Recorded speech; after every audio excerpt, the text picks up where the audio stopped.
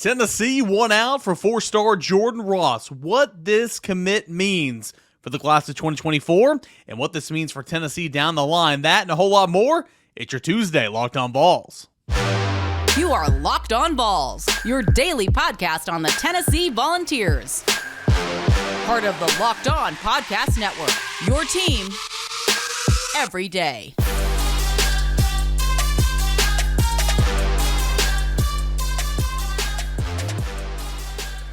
Good Tuesday morning, everybody. Welcome into it. This is Locked On Vols, your go-to Tennessee Volunteers podcast each and every day. We're brought to you in part by, or we're part of the Locked On Podcast Network. That is your team every single day. Shout out everydayers for watching on YouTube and listening wherever you get your podcasts. Couldn't do this show without you. Got a fun show coming up today. Again, like I said in the cold open, we preview the commitment announcements. Oops, sorry about that.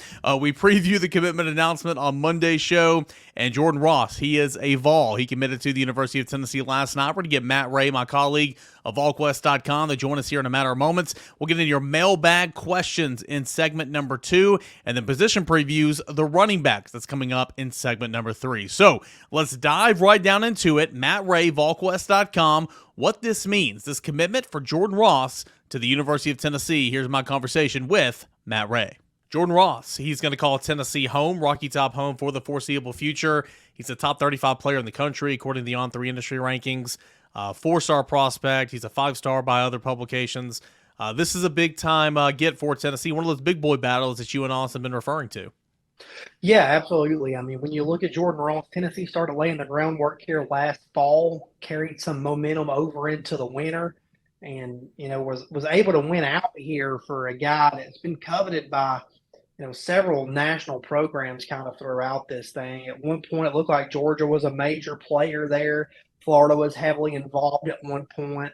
Alabama, Texas, both took swings at different times. So a really good win for Tennessee, a really good win for Rodney, Garner, Lavorne Harbin, better known as Chop, but a guy that has, really worked the recruiting trail hard in the state of Alabama for the Vols. So, a big win and at a position of need in every single cycle. You get an edge rusher that can do a lot of things, that has room to grow into his frame and, really start to play at a high level. A guy that I would say his best football is ahead of him. So you kind of went into it there a little bit, but tell us about Jordan Ross. What does he do well on the field, and you say his best football is ahead of him. What can he do on the field, whether it be a senior year and, of course, down the line at Tennessee? Yeah, so, I think when you look at Jordan Ross right now, he's, more of a speed rusher type guy, around 6'5", 215, 220, but can easily hold that 235, 240-pound frame that Tennessee will want him to get up to. And with that, it's going to come some more polish. As he's adding that good weight, he should also add more, tools to the toolbox. He'll be able to be more of a guy that is adequate in the run fit. Develop different types of pass rush moves where he can use power versus speed and those types of things. He's really naturally long and has a really good motor. He's really good in pursuit because of those things. But as that weight comes on and as those rest of those tools start to get a little bit more refined, Jordan Ross can be a really special player. As you mentioned, top 35 player in the On3 industry rankings. Now, stop me when I'm wrong here, okay? He's the second true edge of the class. But like with Kellen Lindstrom, I feel like there's some versatility there. Kellen Lindstrom's a big guy, so he can bump inside a little bit, maybe play that strong side defensive end. But Jordan Ross, he's a Leo in this system, right? Yeah, absolutely right. And I think when you look at Kellen Lindstrom, he needs some of those pass rush tools that Jordan Ross already has. He's not as polished of a pass rusher, where he's much more polished in the run fit. He's a little bit heavier already, so he can bump inside and do a lot of different things. And then Jordan Ross, he needs some of those things that Kellen Lindstrom has already. That extra added weight, that ability to be really sound in the run fit and different techniques.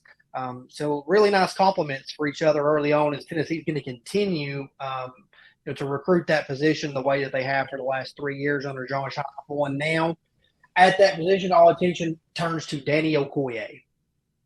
Yeah, you're gonna say Danny Okoye. Let us know a little bit more about Danny Okoye, not Emmanuel Okoye, who's already on campus here, a late add to that class of 2023. But Danny Okoye, who came up in the summer during all those official visits. He was unofficial, so he's going to be here September the 9th or 10th against Austin Peay, right?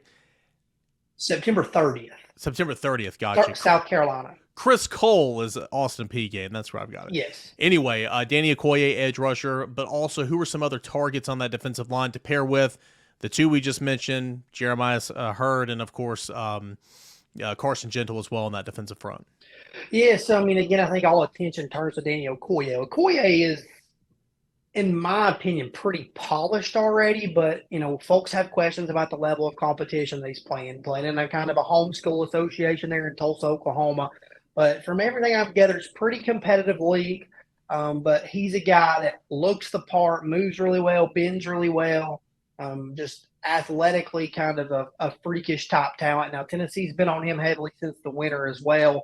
Like you said, he was here in June, had a really good time, started to connect with some guys on those visits, is continuing to hear pitches from guys already committed in the class, and then he returns in September for his official visit there that South Carolina weekend and could decide sometime, shortly after that. He's eyed a mid-October decision timeline for a while. Tennessee's continued to be in a good position there, but are going to have to continue to recruit him pretty hard as Oklahoma, the home state school, has turned up the heat a pretty good bit in the last month and a half or so. LSU, Alabama, and several others remain involved there as well. And then, I think defensively, along the defensive line, Tennessee still has, some questions to answer there. Jeremiah Hurd's obviously there. Carson Gentle's obviously there. They've continued to keep tabs on Nazir Smith. We'll see where things go there. Right now, he's planning to visit sometime in September. It doesn't seem like he's in much of a rush. So Tennessee still has the opportunity to continue to evaluate guys, throughout the fall. By the time, you start talking about Danny Okoye and Nazir Smith possibly getting to campus, there could be a new, 3 or 4 targets that their senior film is circulated, and Tennessee likes what they see. So you will most likely start to see more names pop up on that defensive line board as this thing moves towards, the early signing period. Guys like Aaron Carter, Khalifa Keith, I'm not going to put David Hobbs in that conversation because Tennessee was well aware of who he was before senior season, but that tape will circulate for sure. Matt, you look at Tennessee kind of out the door here, 20 commits now, making a move inside the top 10.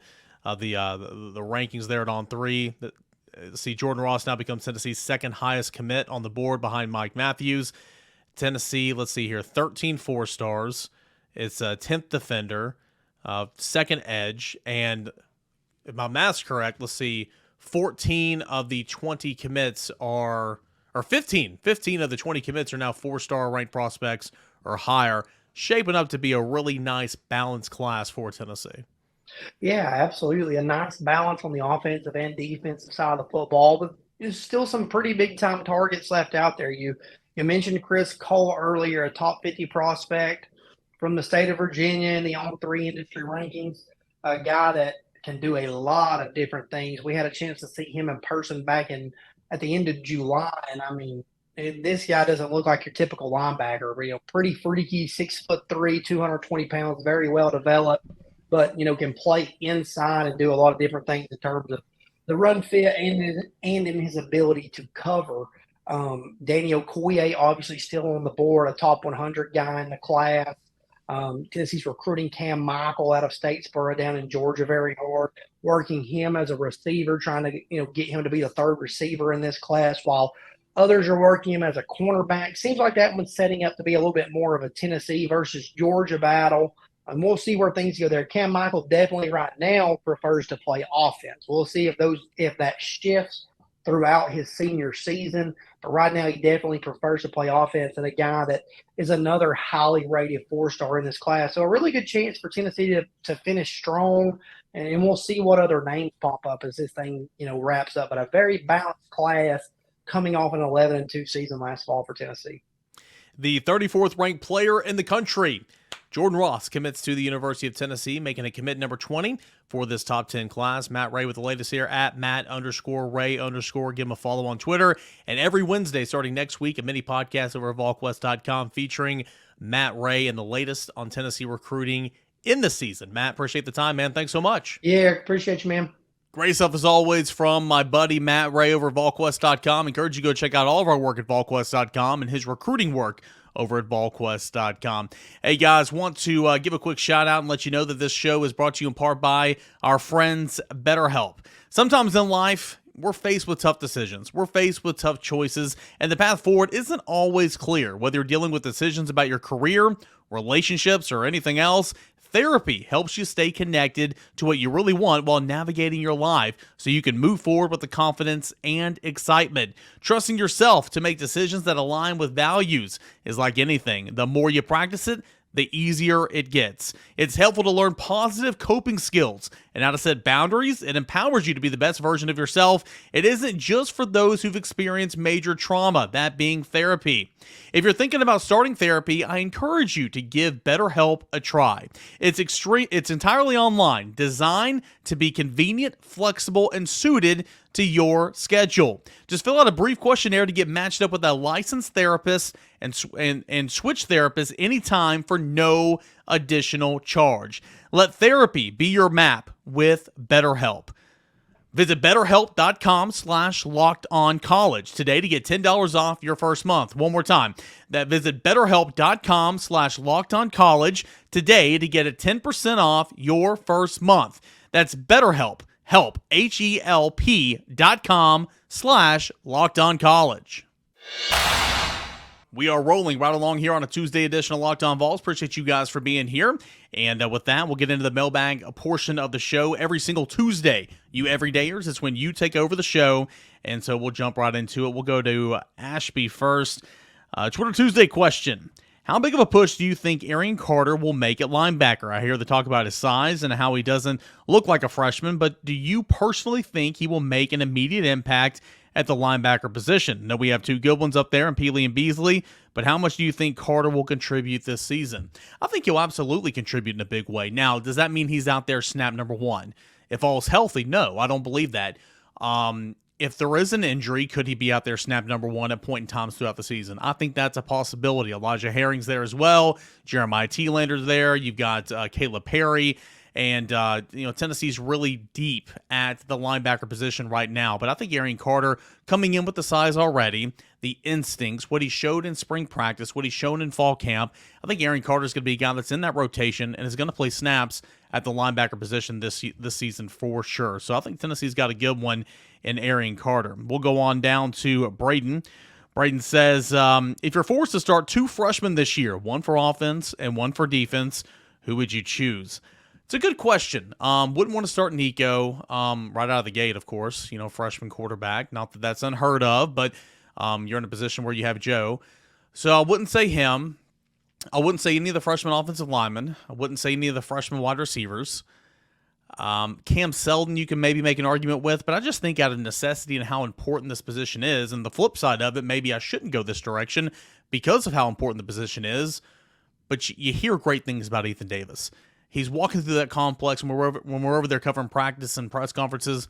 He's walking through that complex very, very confident in himself and what he's doing right now. You hear good things about him. You see him on the practice field and the catches that he's making and everything. The big question for him is, can you handle the inline blocking and everything that comes with the tight end in this offense?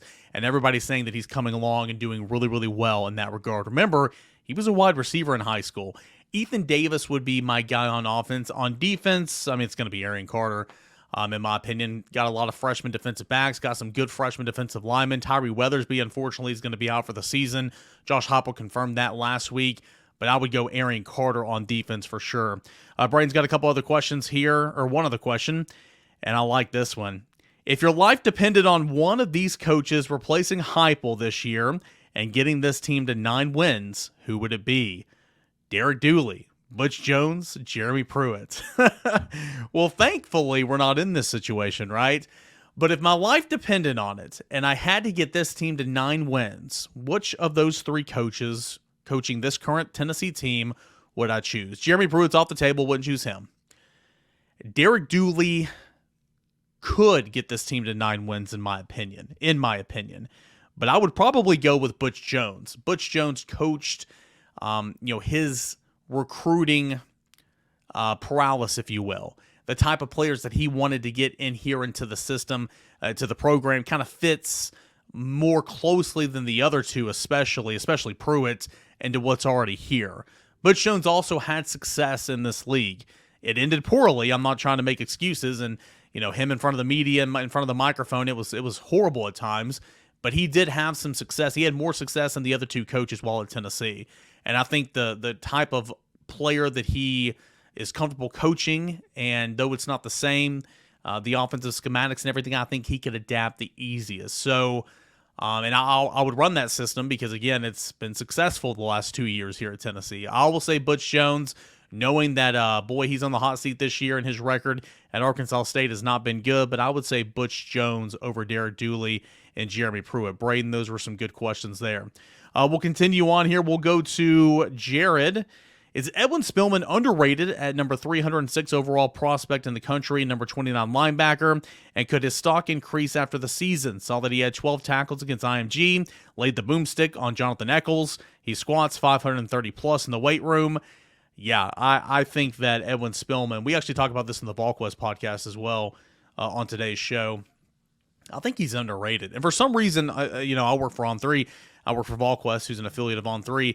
For some reason, his rating has consistently gone down. And I think a performance like what you saw against IMG is going to get him to propel back up the rankings when they redo them later in the season. He's got great size, 6'1", 225 pounds already. He can play inside the box. He can play outside the box.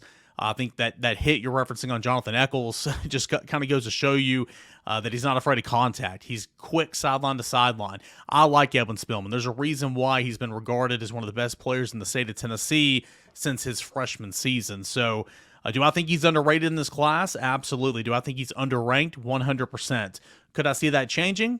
Potentially. We'll see. But Tennessee doesn't care. Tennessee's got him, and they like what they have in him, and they always have. We'll go to Colin Castleberry here. If there were a situation where, if, knock on wood in all capital letters, Joe Milton goes down for more than a few quarters or a single game, is there a situation where we see Gaston Moore over Nico to preserve his body/red shirt? I don't think so. I understand what you're saying. Worst case scenario, Joe Milton goes down, you're going to the Swamp week 3. It's really, really early in Nico's tenure, right? Do you want to throw him to the Wolves? Look at Nathan Peterman, right? But I think where you are, and this is no disrespect to Gaston Moore, it's just Nico's intangibles and his tools at the quarterback position, especially in this offense, they're through the roof. Now, would he be ready to step up in that situation? Ideally, you wouldn't want him to, but I think he'd have to. So Nico would be my pick. And I think he'd be the pick of pretty much everybody else. I understand where you're coming from. Gaston Moore, this is his 4th year in the system. Remember, he came from UCF, with Josh Heupel. But I think Nico give you the best chance to win. And Nico, hopefully, is going to be a star in this league. And sometimes you got to feed him to the wolves a little bit. As far as the red shirt, wouldn't matter because there's a 4-game red shirt. So, again, Josh Heupel's going to play whoever gives Tennessee the best chance to win, and I think in that situation it would be Nico. Let's go to Vol Kilmer, 88. What seems to be the issue with Mincy? He's got the size, the skill, the experience, but can't seem to lock down the position. Why do you think he only seems to be able to hold a rotational spot on the roster? Consistency. It's been huge for Gerald Mincy. It's why he wasn't the every single snap left tackle last year. Consistency. For a series or two, he'll look great. For a series or two, he'll have a ton of MAs, missed assignments. You're right. That's who they want to play. He's got the size. He's got the athletic ability. He looks like an NFL offensive lineman. He does. Versatility. You have John Campbell as your left tackle now. The buy-in to move over to the right side. He's done that more and practiced more on the right side the last couple of weeks in fall camp, of course. And I think he'll play a lot of right tackle for Tennessee. But I just think consistency has been the biggest thing for him. They've given him every opportunity. Last year, he was the opening day left tackle, and they let him run with it a little bit, but he never truly took over that spot. We'll see if he can do that at right tackle this year. Kurt says, how many CBS SEC games of the week will Tennessee end up having on the end of the schedule, by the end of the season? Good question. I think at least two. I don't have the schedule in front of me, so I don't know which ones are already ironclad marked down there, but ones off the top of my head, of course, Tennessee at Alabama, Georgia at Tennessee later in the year, potentially Tennessee and A&M at Neyland Stadium, potentially Tennessee, South Carolina at Neyland Stadium. I don't see Tennessee at Kentucky being one. I don't see Tennessee at Missouri being one. I don't see what are some? I don't, Tennessee Vanderbilt's certainly not going to be one. So I would say Georgia game, Alabama game, and then one of maybe A&M or South Carolina, depending on the weekly schedule. Let's go to Seth. I know you said you don't think Florida's Mertz is good, but we have made mediocre Florida quarterbacks in the past look better than they are. What does our defense have to do to avoid that? Favorite home and away uniform? I like the classics and all black at home and all white and orange on the road. Uniforms. I love the Stormtroopers. I may be in the minority here, but I love the Stormtroopers on the road. At home, I'm a traditional guy. Give me orange on white. The all black looks awesome, though. I'm a fan of those for sure, but you can't beat tradition, especially here at Tennessee. Give me orange on white. What does Tennessee need to do to hold Mertz, to what he is, being a mediocre quarterback? Get after his tail. Now, not every situation, but a lot of those backup Florida quarterbacks or those Florida quarterbacks who have been mediocre have had the ability to escape the pocket and use their legs. Graham Mertz is not one of those quarterbacks. He will be sitting back there trying to pinpoint his passes and pick apart Tennessee's secondary. Got to get after him. Got to apply pressure on him and got to force him into bad decisions because he's proven in Big Ten football, he's proven in 3 years that he makes horrible decisions at times. So continual pressure on Graham Mertz, especially a guy that is not mobile, and I think that's kind of the path for Tennessee in that situation. We'll go on now to Doug. Got 2 more here. Doug says, what's the latest on Jalen McCullough's legal issues? I checked into it. I think he had some type of situation, a meeting, a hearing or something at the end of July. Right now, I think, in speaking with some people, it sounds like he'll have something else to do in October. I'm not a lawyer. I couldn't really find anything online that said specifically what the next step is for him, but I've heard he has something else to do in October, whether that's a hearing or whatever, but he is practicing with Tennessee. He will likely be the starting safety for Tennessee, snap number 1. He is a part of the team, and he's doing everything, and he's going to play against Virginia, barring some unforeseen circumstance. So that's kind of the latest there. Last question I got here before we get into our running back previews. It comes from Aaron. Going to my first game with my wife in November, the 25th, in Neyland against Vanderbilt. Congrats, you'll have a blast. My question is, how and where do you find out if they're going to checker Neyland? And if so, how do you know what section wears what? Also, any tips for the first game? As far as the checker Neyland, now you'll see, some different accounts out there that'll, try to pub it and everything, but an official announcement from Danny White or someone at Tennessee will come out and they'll send a press release. It'll be on the website. It'll be on social media officially heading into like that week or sometimes even weeks in advance. And that's where you'll get the official go. And on that press release or whatever, it will have a diagram of kind of where you're sitting in the stadium. That section's wearing orange. This section's wearing white. So there'll be something out there for you, especially at utsports.com for you to figure out. Now, your other question about any tips about the first game, man, enjoy it. If this is your first game at Neyland Stadium, it's going to be a win. Tennessee against Vanderbilt. Potentially, it could be a win that locks up a really, really exciting regular season. Maybe win number 10, whatever the case may be. Get there early. Take part of the Vol walk. My dad and I, when I was a kid, we always used to park at the Coliseum, and we would either take the tram over, which is really, really short, or we just walk Neyland Drive and see the Vol Navy and see all the tailgates and everything and walk up, Neyland to get on Johnny Majors and then around towards Neyland Stadium and kind of see the Pride of the Southland band coming out there and doing the Vol walk and all that type of stuff. So I would just say get there early, talk to other Tennessee fans, walk up at a big old tailgate, introduce yourself, say go Vols. They'll be happy to have you there, most likely. They'll probably share food and drinks. Just enjoy it. Get there early, make a day of it, and have a blast. Congratulations to that. There's nothing like your first time, I'll tell you that. And first time at Neyland Stadium should be an exciting one, November the 25th against Vanderbilt. Guys, appreciate you as always, you everydayers, for sending in those Twitter Tuesday questions. Thank you so much. And on the other side, we'll come back and we'll look into the running back position. Tennessee, deep at running back. How deep? Well, I'll tell you here in a second, right here on the other side of Locked On Vols. Want to tell you about our friends FanDuel. Football season, it's about to kick off, and FanDuel is giving you the chance to win all season long, because right now, when you bet on the Super Bowl winner preseason, you can get bonus bets back every time they win in the regular season. So what this means, okay, I'm a Tennessee Titans fan. I'm not going to do this because I don't believe in the Titans.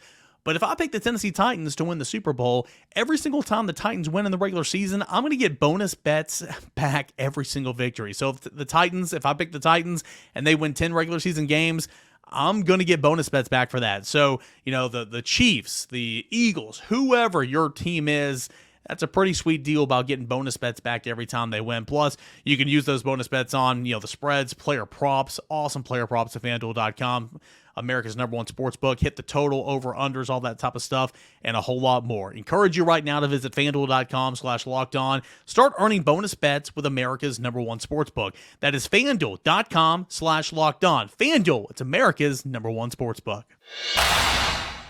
Welcome back into Locked On Vols. It is your team every single day. Thanks so much for watching on the YouTube channel. If you're watching and you're not subscribed to the Locked On VolQuest 2, but Locked On Vols on the YouTube channel, it's when your wires get crossed. You have two jobs. I encourage you to do so. We can let you know whenever an episode's about to drop. Typically, I drop it overnight. That way, you guys can have this both audio side and YouTube for your drive to work in the morning or your morning workout or whatever the case may be. So I appreciate you guys for doing this.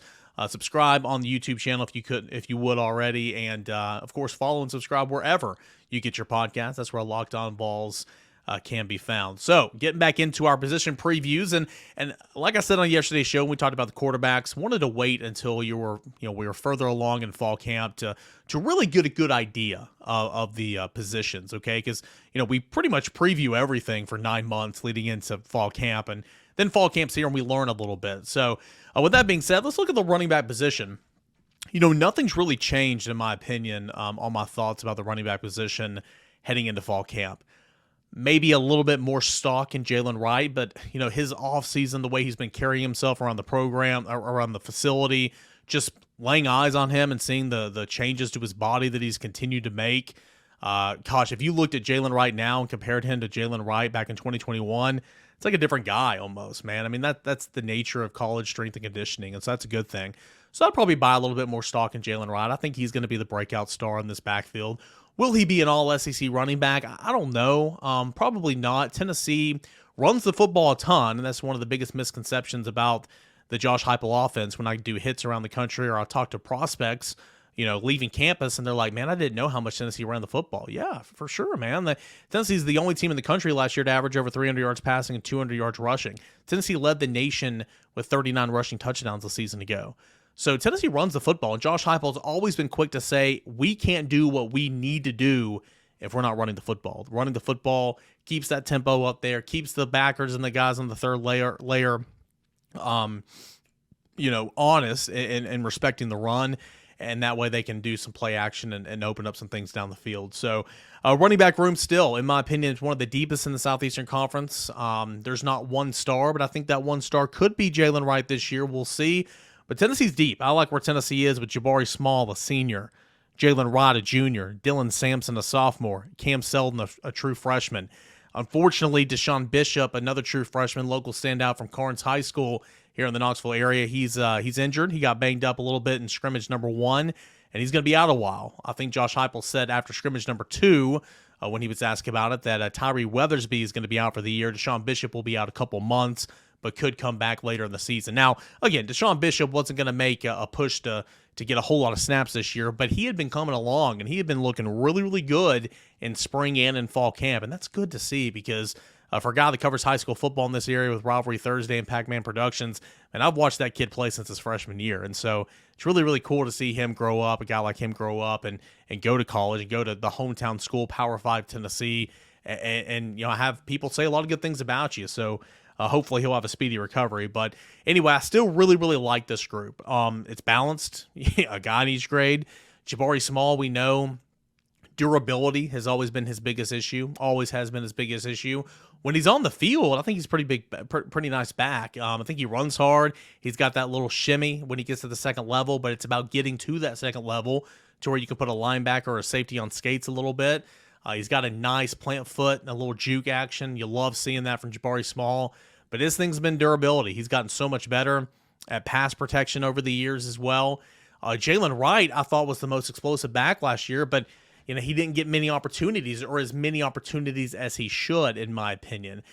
He used to be a scat back. Now he's a guy that can run between the tackles. He's one of the fastest guys on the team, but now he's well over 200 pounds, about 210, 215.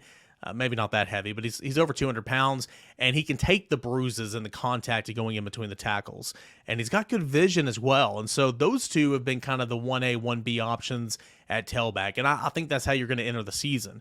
Tennessee's going to play at least two running backs. Tennessee's going to play running backs.